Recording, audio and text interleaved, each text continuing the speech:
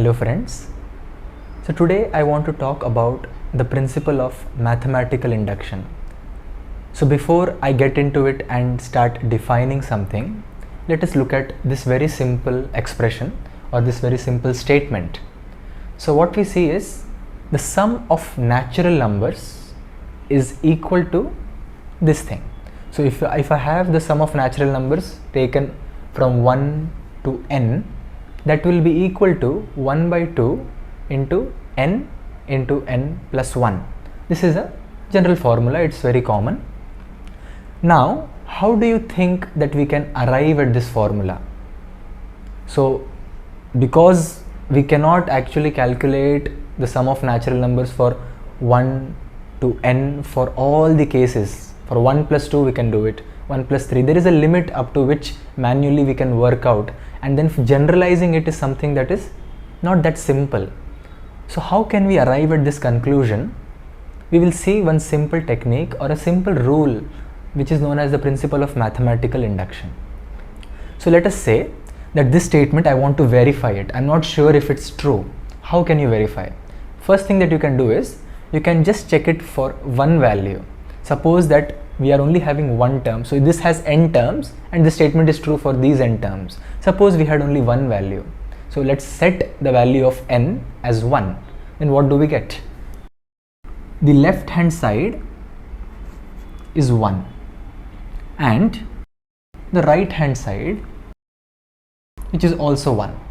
So what it means is, for the case n equal to 1, that is when there is only one term in this statement holds true. Now let us assume this given statement is true for k terms, where k is a natural number.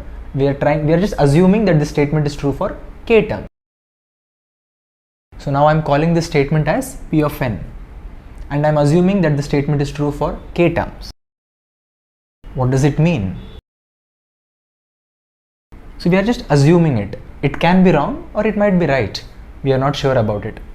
So let us try to see what happens when we set the value as k plus 1. That is, we are trying to see what is the statement when we are setting n equal to k plus 1. Let us see that. The statement, what it transforms into. So now we have k plus 1 terms on the left hand side, and we have to see what is the right hand side. We have to evaluate, and somehow we have to make it into this form.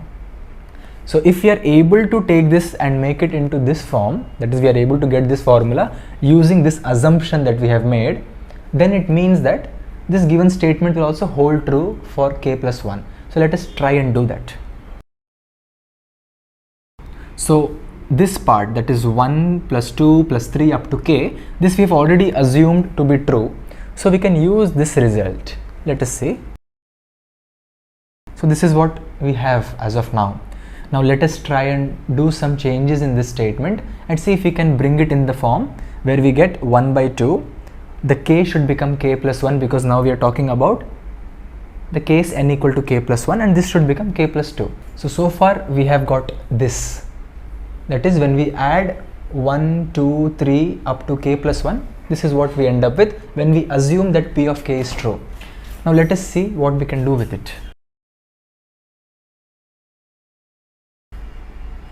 So I have taken half as a common multiple and made this expression.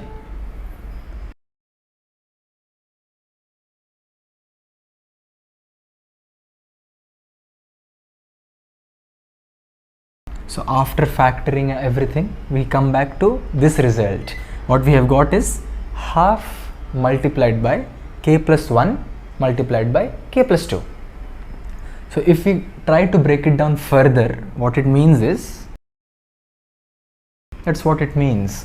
For the value of n is equal to k plus 1, we have half into k plus 1 into k plus 1 plus 1. So this is what we have ended up with, and we have proven that the given statement is true for the value of n k plus 1. So if this is true, whenever our assumption of the statement to be true for k terms, it means that the statement is true for all natural numbers. So this is what the principle of mathematical induction states. when we took the statement P of k to be true, we assumed it, we ended up finding out that P of k plus 1 is also true.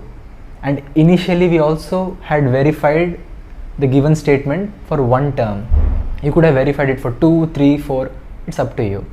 So when we verify a given statement, find it to be true for one case, two cases, three cases, then we assume it to be true for some case, then we prove that the next case that comes is also true based on our assumption.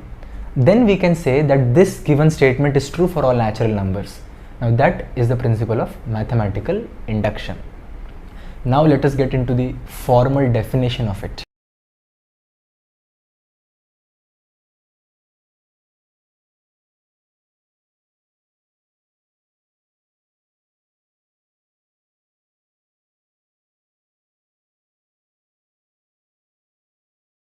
So this is what principle of mathematical induction states.